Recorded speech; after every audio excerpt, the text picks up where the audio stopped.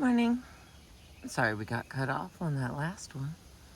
I'll start back on page 236. I'm reading now the Cesar Millan, Be the Pack Leader. My phone got hot, so I found us a nice little shady spot here where the water is high.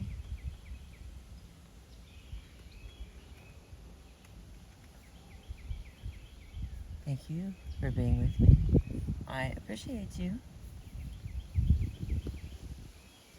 All right, we're going to go back to the beginning of this success story with CJ and Signal Bear so that we're all together.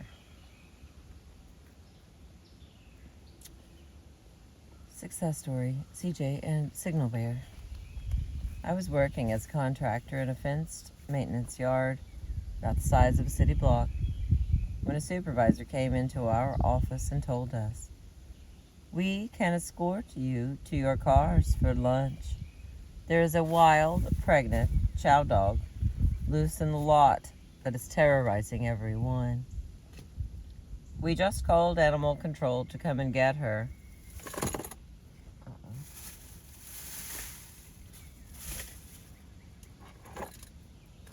Sorry about that. I thought, oh, gee, a chow, pregnant and wild.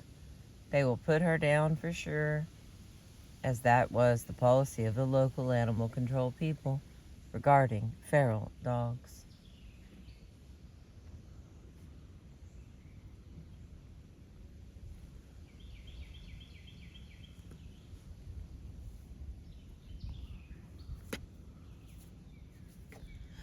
That sun is beautiful. Alrighty. I felt compelled to go take a look at this poor victim of a certain death sentence. When I got to the lot, however, I saw a male dog who was scared out of his mind. He was in a panic, barking, snarling, and running around. As an environmental safety and health risk manager with 35 years' experience, my first thought was, can I safely help this dog without endangering myself, the other workers, or even the dog himself, if he escapes from this secure yard and runs out into the street? Hell, ants everywhere. I had recently been watching the new Dog Whisperer show with Cesar Millan, working with rescue and show dogs all my life. I thought I was capable of safely trying some of the techniques he had talked about on the program. I specifically remember two things Cesar had said. Depression and aggression are often really frustration. And discharge the energy first. Let the dog wear himself out. That's just what the dog did. Finally hiding between the storage shed and concrete wall, changing his energy from aggressive confrontational to fearful retreat. Next, I followed steps I had seen Cesar take in his red zone cases. Even though I knew the show tells people not to try these things at home, take control of the space. I blocked the dog's way out, sat down in the entry, claimed the space. No touch, no talk, no eye contact. I sat sideways, blocking his exit in 105-degree heat for 2 hours. Finally, the dog came up to me. I ignored him. He bumped me with his nose. His energy had shifted to calm, submissive, quiet, balanced energy. Without looking at him, I reached my hand out to massage his shoulder and finally pull him to me, then carried him to the car to introduce him to my pack of 4 dogs at home. I did it Cesar's way. Signal Bear, as I came to call him, was the first dog in my pack to be raised Cesar's way. From his first moments with me, I have been astonished at how much easier it has been simply working with a dog using Cesar's techniques. than with all my other dogs that I had humanized for the past 10 years. Since that time, I have become inspired to facilitate a Dog Whisperer fans and friends email list on Yahoo, and have rescued, rehabilitated, and placed 4 other dogs so far, who were about to be put down for supposedly incurable behavioral problems, but all of whom changed with the consistent application of Caesar's formula of rules, boundaries, and limitations. Caesar's philosophy and techniques have not only given us a better life with our dogs, but have actually helped both my husband and me in our workplace. I had a client who had been a raging emotional tyrant for years. Recently, when he was unjustly blaming something on me, I decided to change my approach. Instead of feeling and acting like a victim, I mentally let go of my long past history and usual emotional, fearful reaction to this man. I took a deep breath to calm myself, then did an energy distraction technique that I have seen Caesar do while walking dogs, though I couldn't exactly say tsk to a client. I used the same energy that Caesar uses and simply said the man's name while firmly touching his arm. He stopped cold. His rage stopped, and he actually looked at me. I then continued addressing the project decisions.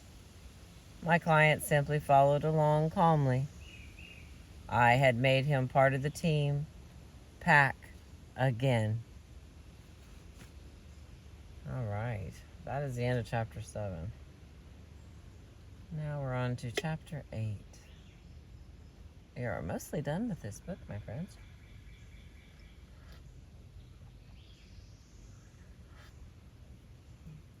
I got another book or two that I'm trying to find in my...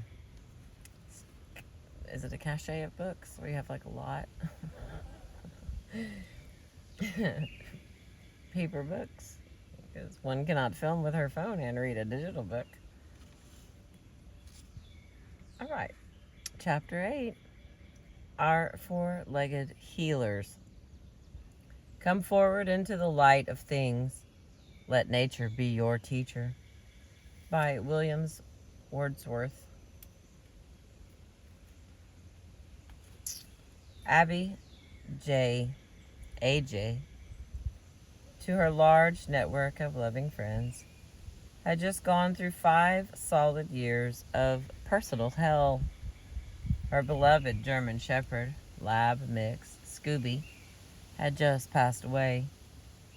Then her father and mother died, one shortly after the other, desperately trying to have a baby with her husband, Charles.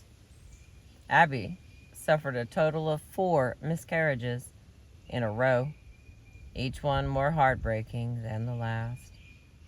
All, if it's true, as they say, that God doesn't give us anything we can't handle, then he was certainly putting AJ to the test. A test that, for a while there, AJ was certain she was failing. I imagine a punching bag, she explained, pushing back the emotion. When you punch it down, it comes back up. Well, I never had time to recover from one loss before I was hit again. The result of all these tragedies, one after the other, was that AJ began to suffer a psychological reaction to severe stress that is known as a panic disorder. Everything you have just learned about how your dog experiences unreleased energy applies to all animals, especially humans. When people undergo the kind of traumas that AJ suffered and are not able to express relief from all the grief, sadness, and frustration, that negative energy has to go somewhere. Panic attacks are one way in which negative energy is released. Over 4 million Americans About 5% of the adult population suffer from panic attacks, according to the National Institute of Mental Health. People who have undergone panic attacks describe them as devastating nightmares. They are both physical and emotional traumas, a sense of doom lying just around the corner, a feeling that they are about to have a heart attack, a sense that they are about to suffocate, or all of these feelings at once. Their hearts race hard and they hyperventilate. Their arms and legs tingle and go numb, and they feel as if they are going crazy. Some people get dizzy and actually pass out. Before they are diagnosed, many panic attack victims end up in emergency rooms. The worst thing about panic attacks is that they don't always come on for any obvious reason. Sufferers describe them as coming out of the blue. That leaves panic attack victims in a terrible, helpless, depressed place, even after the attack is over. They don't know when or where another attack will strike them, and what will happen to them if it does. AJ became one of the millions of people with panic attacks who so feared having unexpected spells in public that she began to withdraw to her home. This was devastating for AJ because she had been an outgoing, active, energetic person before the attacks began. She had always played the caretaker role, not the role of the one needing care. In addition to her job as an activity director at a retirement home, AJ was constantly giving back to society as a volunteer. In fact, for 15 years, she certified her dogs as therapy dogs and brought them to visit people in need. Therapy dogs are pets trained to come into hospitals, retirement homes, nursing homes, mental institutions, and schools to provide love and comfort to patients and residents. Calm, submissive dogs can often help where humans can't. When we see an ill person hooked up to a machine, we can't help but feel sad or sorry for them. Dogs don't see that. That's why a lot of people in a hospital would rather have a visit from a therapy dog than from a human. Doctors and nurses are trained to be more impartial, but often their energy isn't nurturing. They come using a purely intellectual energy, but a dog is always in an instinctual state of mind. If you bring a calm, submissive, balanced dog into a ward where people are suffering, the dog will immediately go after the weakest person in the room, get her into a better energy, and work the room until he brings everybody to that same state of mind. Research on the healing power of animals has only scratched the surface of the magical secrets of the human-animal bond. So far, it has shown that pets lower our blood pressure, triglycerides, and bad cholesterol levels. If you happen to have a heart attack, you have an 8 times better chance of surviving 1 year if you own a dog. If you have surgery, you will recover much faster with animal therapy. Chemical testing has shown that within minutes of petting a dog, both human and animal alike release a flood of beneficial hormones such as prolactin, oxytocin, and phenylethylamine. Therapy dogs are now being used for improving focus and stimulating memory in Alzheimer's and depression patients. Excuse me. Aiding communication in those who have trouble with speech, such as psychiatric patients and stroke victims, and simply offering comfort and a sense of peace to those in stressful situations. Excuse me, Lord. AJ, Scooby, and her other dog, a 3-year-old boxer lab mix named Ginger, had performed these tasks until Scooby's death. Then a scrappy little 1-year-old terrier named Sparky took over Scooby's functions. But Sparky turned out to have a special talent all his own. Both Abby and her husband Charles noticed that when she was with Sparky, she had fewer panic attacks. And when she did have them, she recovered much faster. Sparky brought her a sense of peace and comfort that no medicine could. In fact, the parade of drugs that had been prescribed to help AJ with her panic attacks either caused terrible side effects or had no effect at all. Marty Becker, veterinarian and co-author of the book Healing Power of Pets, has said, "I believe having a pet has all the benefits of an antidepressant drug and more,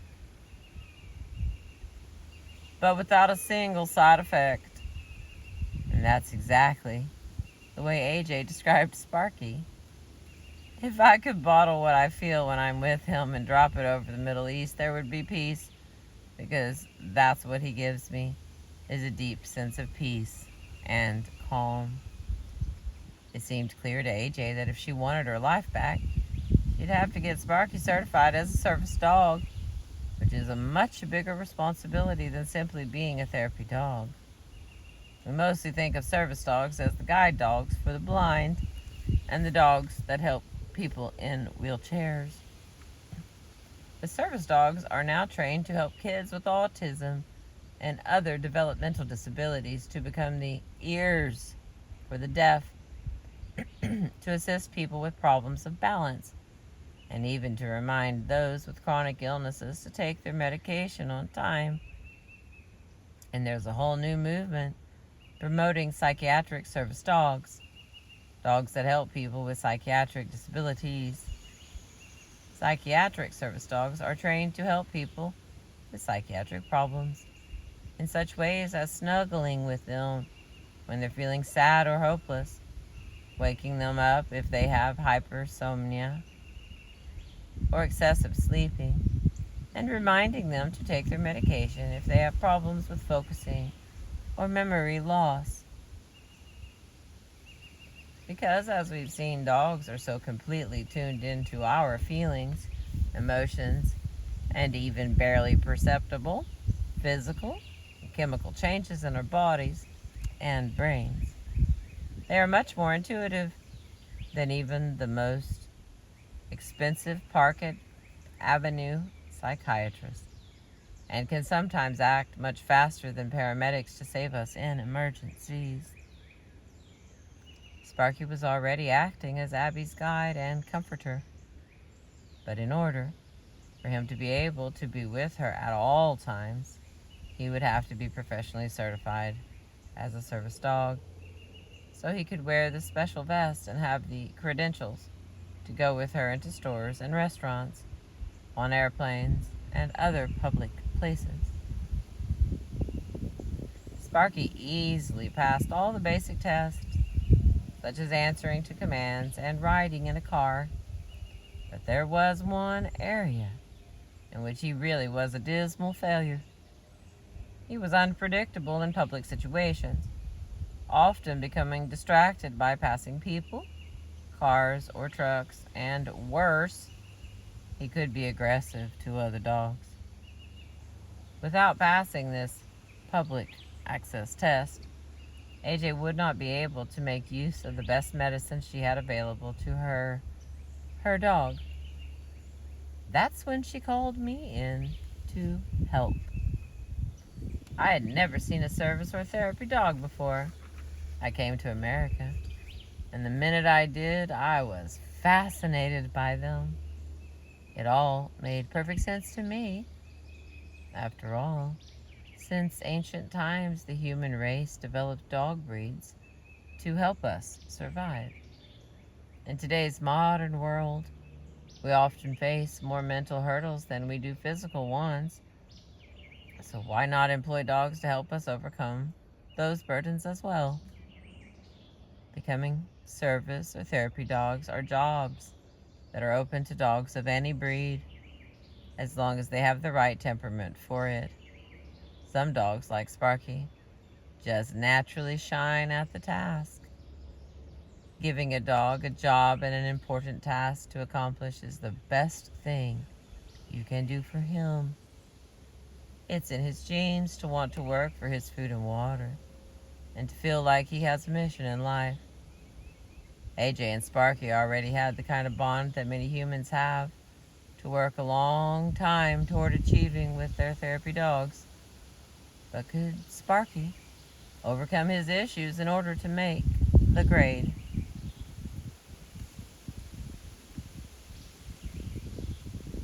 My consultation with AJ and her husband was a very revealing one. I saw that AJ was a very, very strong person, a survivor, who had just hit the limit of her capacity for getting past traumatic events.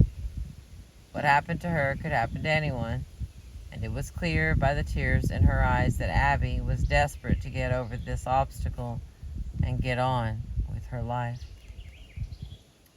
But although she was suffering from a very disabling psychiatric problem, I sensed a positive energy underneath.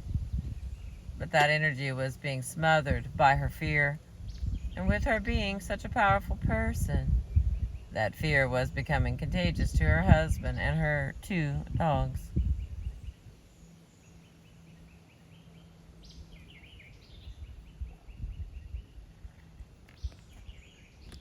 I'm noticing that my camera is falling. Sorry about that, my friends. I cannot explain what happened. It just gave up. Not today, girl. I knew I should have brought my cameraman, but I didn't. So I apologize. I'll have the cameraman on the next one.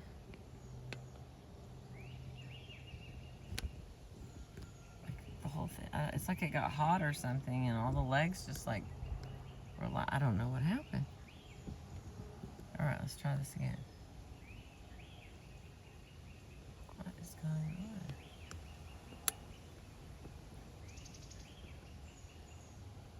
It'll come back out a little bit, see if that helps.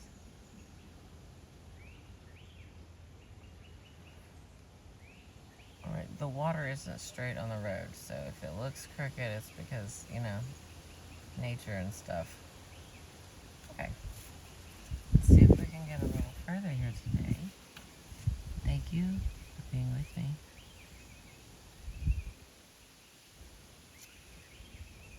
My consultation with AJ and her husband was a very revealing one. I saw that AJ was a very, very strong person, a survivor, who had just hit the limit of her capacity for getting past traumatic events. What happened to her could happen to anyone, and it was clear by the tears in her eyes that Abby was desperate to get over this obstacle and get on with her life. But although she was suffering from a very disabling psychiatric problem, I sensed a positive energy underneath. But that energy was being smothered by her fear, and with her being such a powerful person, that fear was becoming contagious to her husband and her 2 dogs. I wasn't surprised at all when she told me that both Ginger and Sparky had problems with fearful aggression. They were getting it right from their owner. I worked on reducing Sparky and Ginger's aggression in the house, and from early in the session, I could see on AJ's face that the light bulb was beginning to go on. That's funny. I think we usually say the light bulb went off, but that doesn't make logical sense. Light bulb was beginning to go on. She immediately clued in to the fact that her own instability was being reflected in her dog's behavior. This is very important. This is a very important moment for my clients. Some people, like Danny or Warren, mentioned in previous chapters, never catch on to this vital concept. Sometimes the most unlikely clients, the tycoons for example, eventually get the message after I work with them for a long time. But AJ was catching on like wildfire. She is a person with a very quick mind, but she was also highly motivated.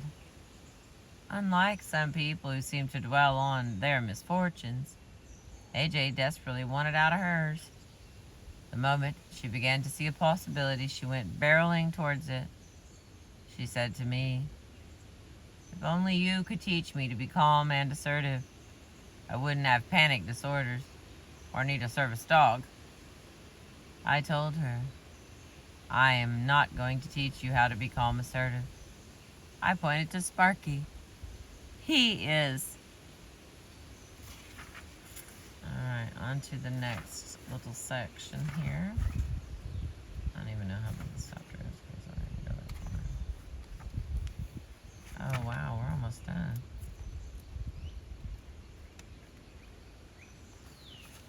Oh, I'm a little disappointed. It's getting so much out of the book.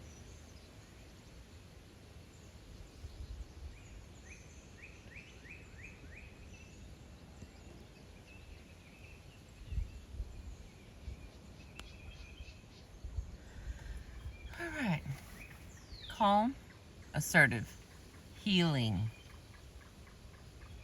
What I wanted Abby to understand was the concept that the clearest way to see your own energy reflected back is to look at the behavior of the animals around you. My own pack keeps me a centered human being because they always show me who I am really being at that moment.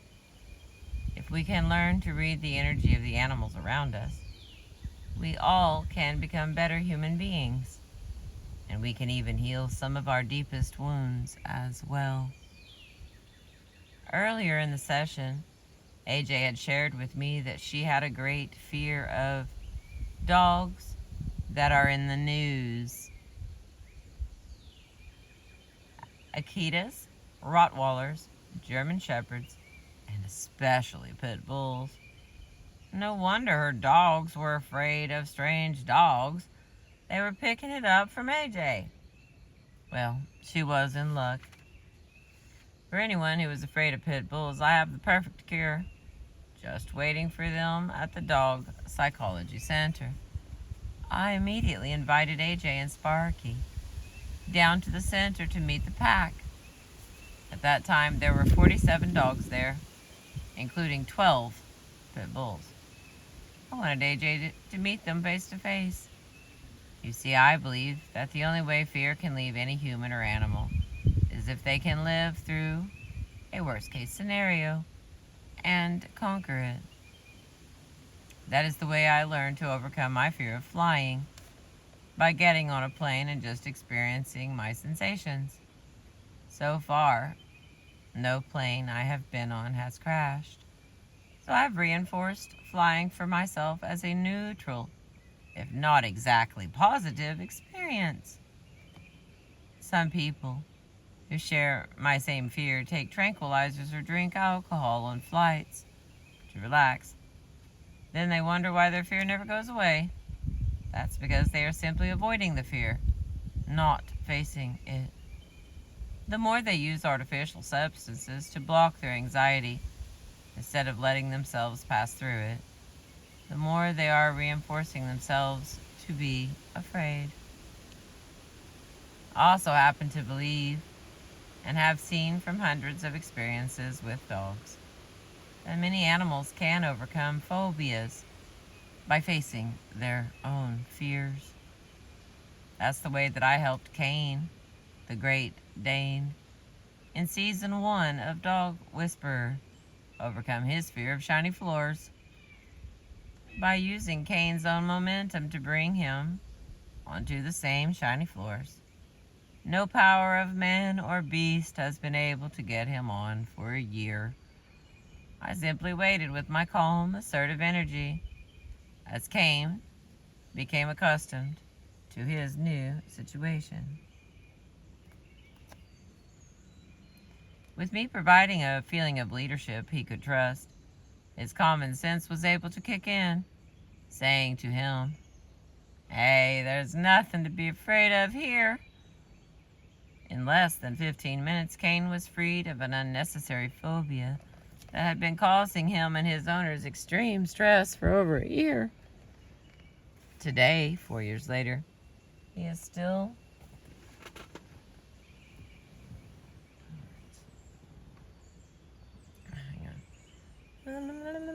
Today, 4 years later, he's still 100% phobia-free. Some psychologists and animal behaviorists refer to this as flooding, and some of my critics have attacked me for it. I asked my friend, psychologist, Dr. Alice Clearman. There are skeeters. There are skeeters in here. My lovely shady spot came with skeeters. That is mosquitoes, if you're not from Oklahoma. Alrighty, I asked my friend psychologist, Dr. Alice Clearman, to explain the way flooding works in the brain. She informed me that exposure is the current term for the practice, and that it is the best treatment for phobias in humans. She explained how it works. Exposure is all about reinforcement in the brain. Whenever we engage in a habitual behavior in response to something we fear, we reinforce that fear. If we are afraid of spiders and back away from them, we reinforce that fear. Imagine a great fear of spiders. You see one in your bedroom. You run out of the bedroom and get someone else to kill it. Or you spray half a can of pesticide in your room. Or you call a pest control company. I've known one person who refused to sleep in her bedroom for 3 months after seeing a spider there. The way it works is that they become more and more anxious as they approach the feared object or situation. In the case of spiders, if I'm afraid of them and I have to kill one, I become more and more afraid as I approach it.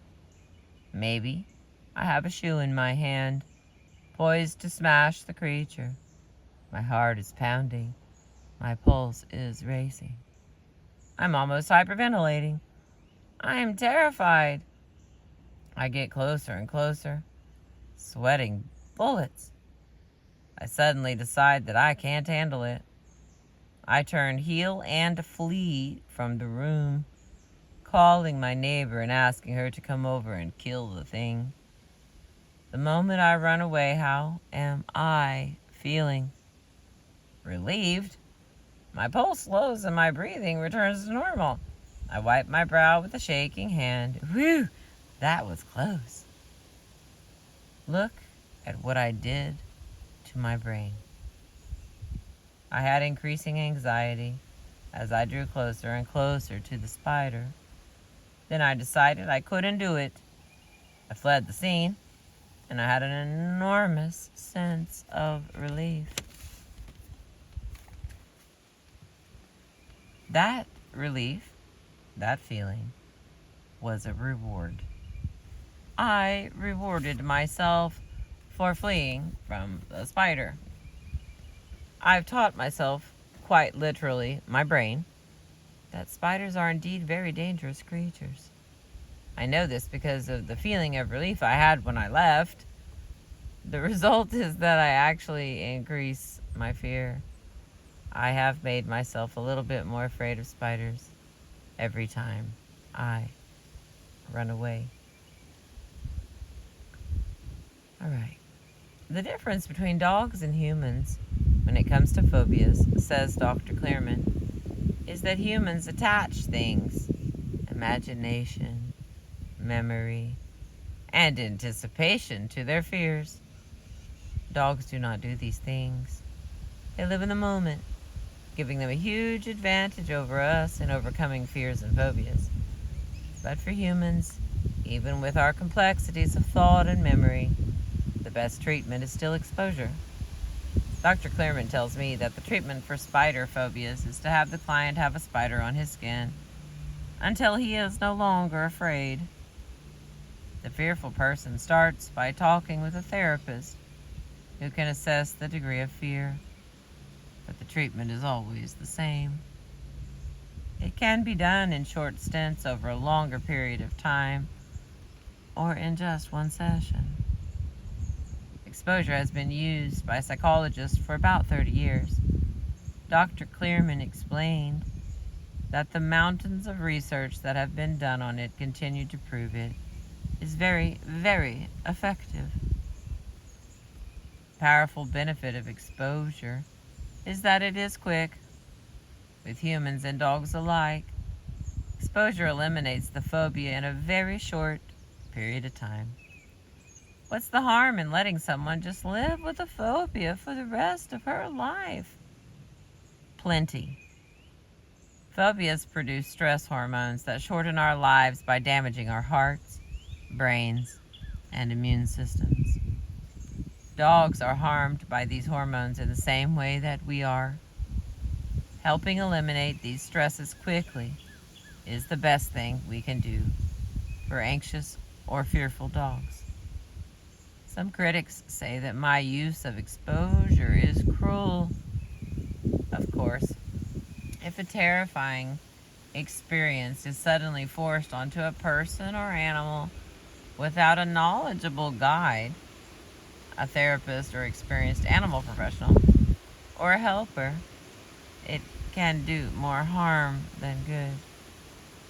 But with the right information and calm, assertive energy, helping dogs eliminate phobias gives them the opportunity to relax and have a better quality of life. If you know you can stop the experience of fear or anxiety swiftly and safely, the kindest thing to do for anyone you love is to do exactly that. Why would anyone drag out the suffering? In my opinion, it's best to eliminate it quickly. Another benefit of exposure is something Dr. Clearman calls self-efficacy. There we go. That is, feeling effective in your own life.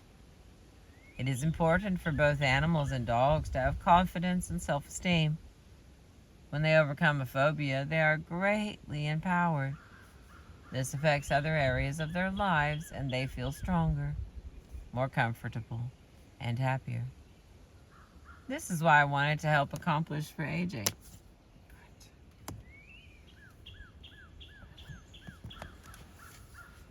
I think I stunned him, but I don't think I killed him. And again, the mosquitoes. Mosquitoes are here, and I don't have my deed. So, there's that. Alright, let's try to get... We only have like a few pages left. But again, having to fight the mosquitoes is its own thing. Okay, here we go. Where was I? Last paragraph. Here we go. Another benefit of exposure is something Dr. Clearman calls self-efficacy. That is, feeling effective in your own life. It is important for both humans and dogs to have confidence and self-esteem. When they overcome a phobia, they are greatly empowered. This affects other areas of their lives, and they feel stronger, more comfortable, and happier.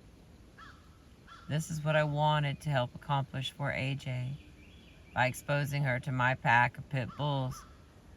I hoped for her not only to overcome her phobia of big, powerful dogs, but to help her feel more empowered as a pack leader with Sparky and in the rest of her life where she desperately needed it.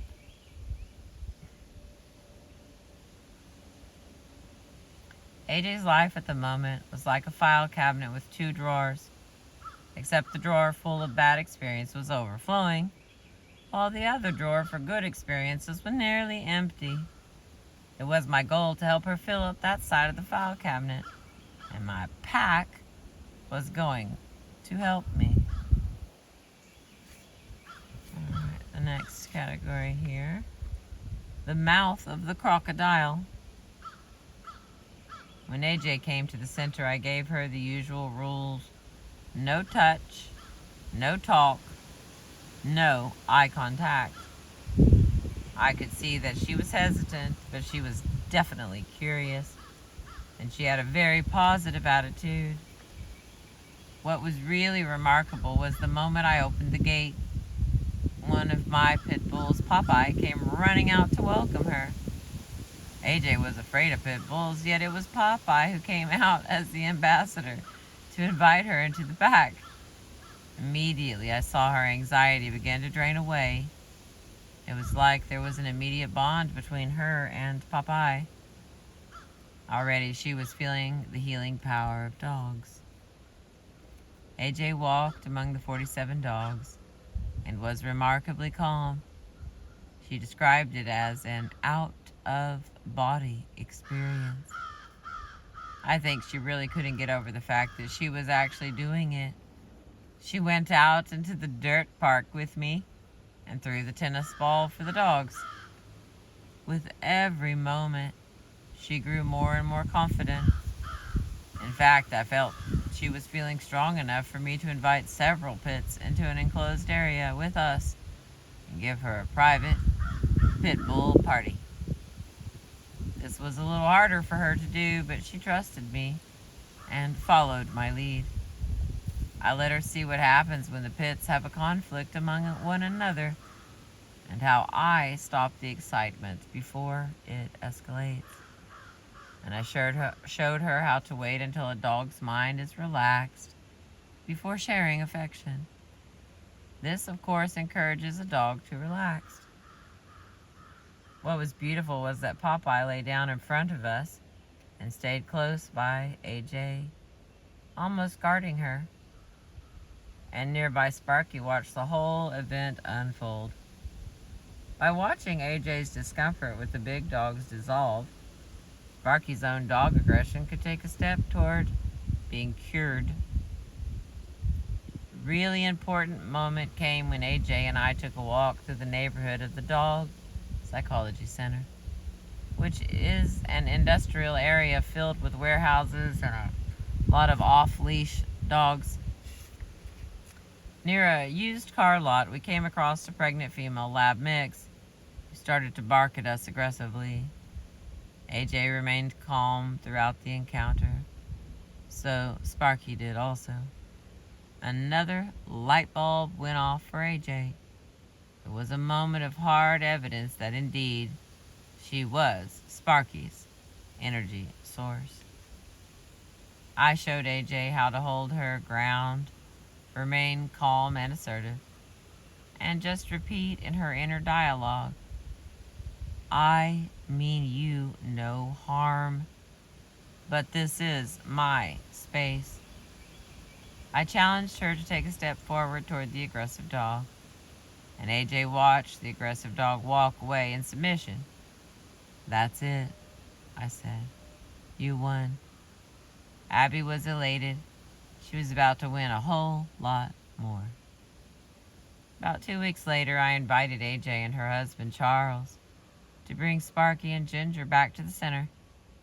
This visit would be about strengthening the whole pack, but it would also be about making sure AJ cemented her learning from the first visit. It was amazing to see the change in AJ.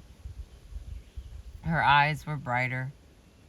She was walking taller, and I could tell she just couldn't wait to get inside with all the dogs again to test what she had learned. I asked her to share with Charles the same rules I had first given her during the earlier visit. She confidently launched into the no touch, no talk, no eye contact.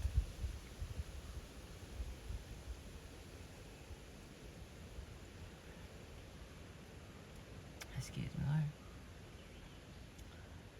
She confidently launched into the no touch, no talk, no eye contact rules as if she'd been coming there 1,000 times. Professional educators know that whenever a person shares her knowledge or teaches a skill to someone new, she strengthens her own learning of the material. Simply teaching Charles all the things she had learned 2 weeks before gave AJ another boost of confidence. Inside the center, AJ was calm and assertive, at least 90% of the time. Her body postures and facial muscles were relaxed, and when she walked, her shoulders were up and her eyes remained focused, rather than darting around scanning for danger on the ground. When one of the pits jumped up on her, she calmly and assertively asked him to get down, and instantly he sat in front of her, calm, submissive. Each time she accomplished a new task with the dogs, her confidence grew. As she left the center that day, she told our director thoughtfully, "If I do what Caesar says all the time, if I'm able to do that, I not only won't have panic attacks, but I won't need a service dog in the first place." As it turns out, Sparky needed a lot less rehabilitation than AJ did. When he passed his service test with flying colors, I was so excited. I couldn't stop jumping up and down and cheering. I felt like we'd won the Academy Award. AJ presented me with a drawing she'd done of Popeye, her friend from the center who first changed her mind about pit bulls. But the real success story of this case wasn't Sparky. It was AJ. Learning to master calm, assertive energy with dogs, and especially with pits, set her on a path to self-discovery that just keeps growing and growing. She went back to work as an organic raw chef and started volunteering as a teacher for the blind at the Braille Institute. And her panic disorder continues to improve at the same time. Here's a little note about what she says. "Caesar helped me to realize that if I don't start facing my fears, they will consume me. Not facing one's fears does not make them go away. Facing them actually can. Working with Caesar has really helped me change my fearful energy into a more assertive energy. I still get afraid, very afraid at times, but now I am willing, as they say, to feel the fear and do it anyway. With panic disorder, one has a tendency not to fight or flee, simply to freeze. I have now become a fighter, and I really have Caesar to thank for that." The truth is, AJ taught me a lesson as valuable as the one I gave her. I admitted to her that while I would never give up on dogs, I would sometimes give up on people and their ability to change. AJ had a very real, very serious affliction that some people suffer from all their lives. But because she had such a positive attitude and such determination, she wasn't going to give up on herself. AJ taught me never give up on people.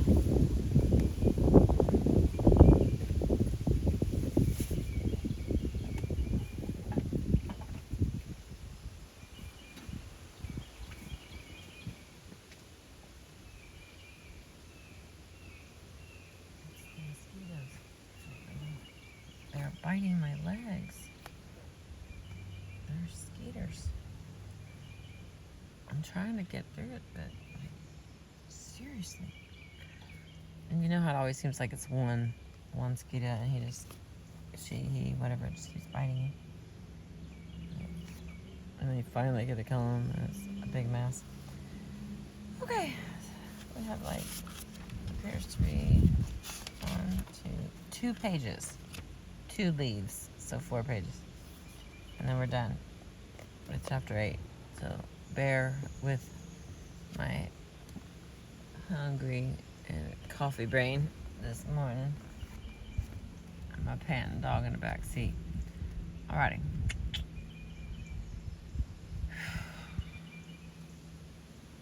AJ had a very real, very serious affliction that some people suffer from all their lives.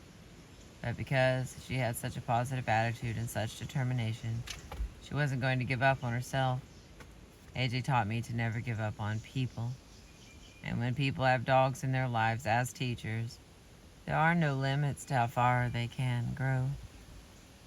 The story of AJ and Sparky is a beautiful lesson about the healing power of dogs, and also about how mastering calm, assertive leadership can create amazing changes in all areas of our lives. The wonderful thing about our dogs is that they can often motivate us to change when nothing else can.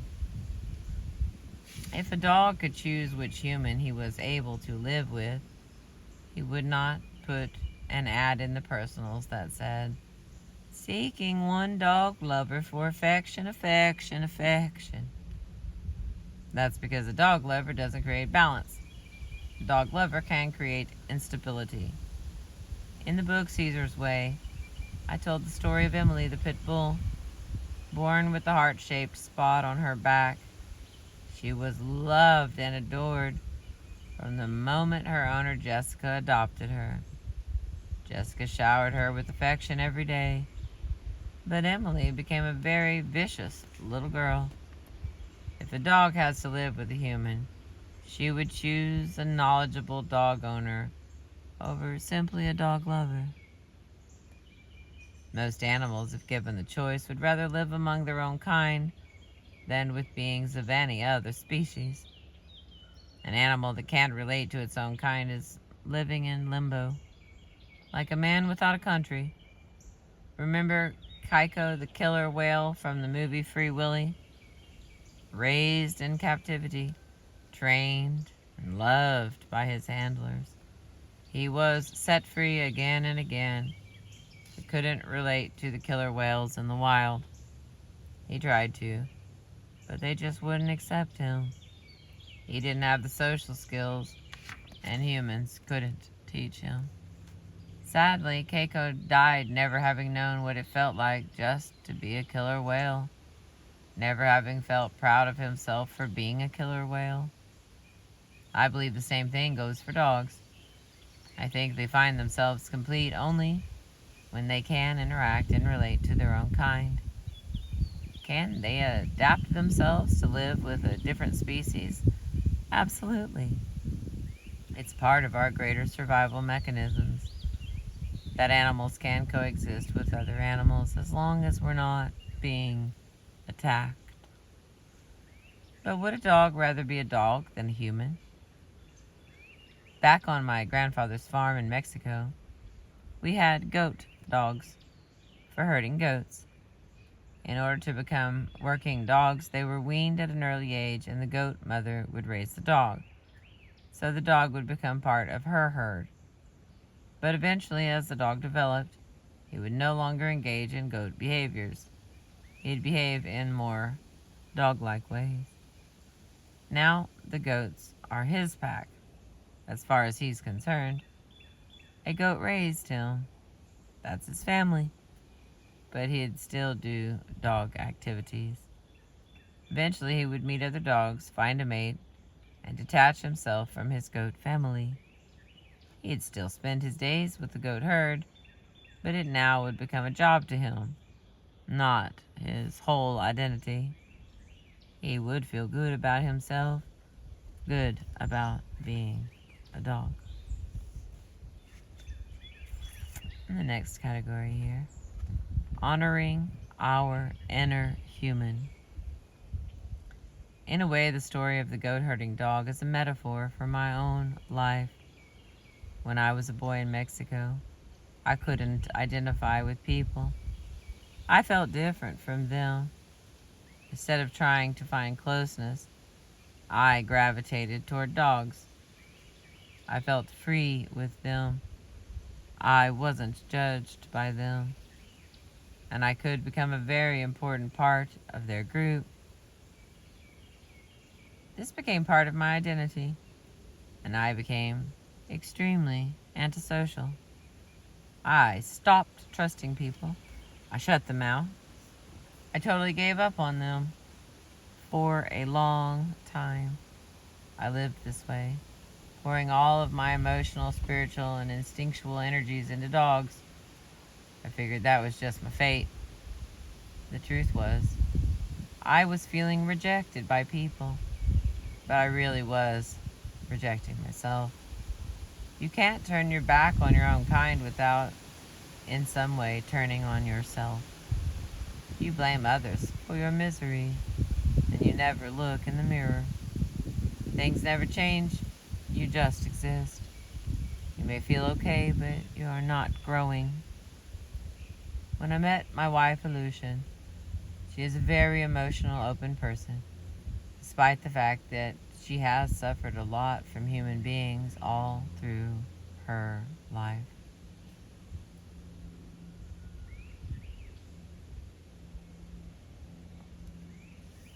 She never stopped loving humans and trying to see the best qualities in them. My wife turned on the lights for me. She reminded me how important it is to have relationships with humans. It was then that I realized I was not complete. The way I was living had become a habit, a way of existence. But in the back of my mind, I never felt totally whole or happy to be who I was. I was like Mowgli, the wild boy in Rudyard Kipling's The Jungle Book. I remained in love with and devoted to my dogs, but in the end, I had to find a balance between my dogs and my own pack, my human family. If I hadn't accomplished that, I'd never be able to do the work I do today. As a boy, I dreamed of working with dogs as a way to get away from humans. Today, I help rehabilitate dogs, but the bulk of my effort goes into training humans. We all want unconditional love in our lives, but too often we give up doing the hard work it takes to earn it among our own kind. Instead, we adopt animals and expect them to do it for us. Animals do have the capability to accept us for who we are. And I think everyone in the world should accomplish loving an animal. It makes us better humans, brings us closer to nature. But when we only think about our needs, it becomes a selfish way of having a relationship with someone. We feel that we have finally found somebody, our animal soulmate. And it is a wonderful therapy, an amazing opportunity to experience the feeling of someone loving us simply for ourselves. And that's a good first step. That's still not the end of the journey of finding our identity within our own species, connecting with the person or the pack of people who will also accept us for who we are in the way that only other humans can. We can't do this by blaming others for our failures. We need to look at our own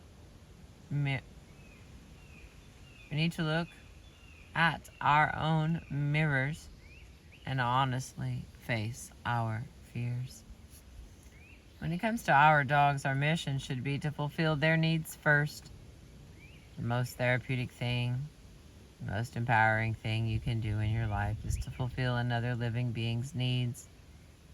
If you can watch your dog go from an insecure, anxious, and aggressive dog to a balanced, peaceful dog, that is an amazing kind of therapy. It builds your leadership. It builds your self-esteem. When you focus on what's best for animals, then you automatically get the benefit of learning from their balance, their natural way of giving. They want very simple things from life, but for them, that has the same meaning as $3 billion would to my friend, the tycoon.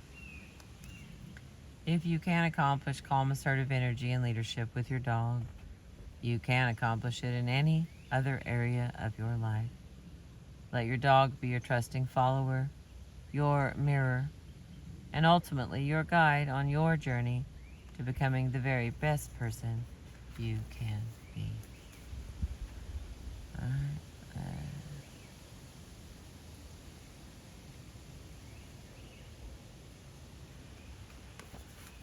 And the last part here, it looks like there's a lot of pictures, so it should go pretty fast. It's going to have some skills and some specific notes. So what they're titling it is the epilogue, Humans and Dogs, The Long Walk Home. We are alone, absolutely alone on this chance planet. And amid all the forms of life that surround us, not one, excepting the dog, has made an alliance with us. That was by Maurice Maeterlinck. So we'll have approximately one video left. Yeah, looks like about 70 pages, but a lot of them are pictures. And then we will be done with this book. Send me good vibes or hugs and kisses or whatever it is. I'm out on my walk today at one of the other locations. I found a rock. And if you don't know, I freaking love rocks. It's almost even heart-shaped, but someone painted it with letters on it. They mean more things to some people than they don't, but there's no identifying marks on the back as to who left Crystal this lovely rock that says OU on it.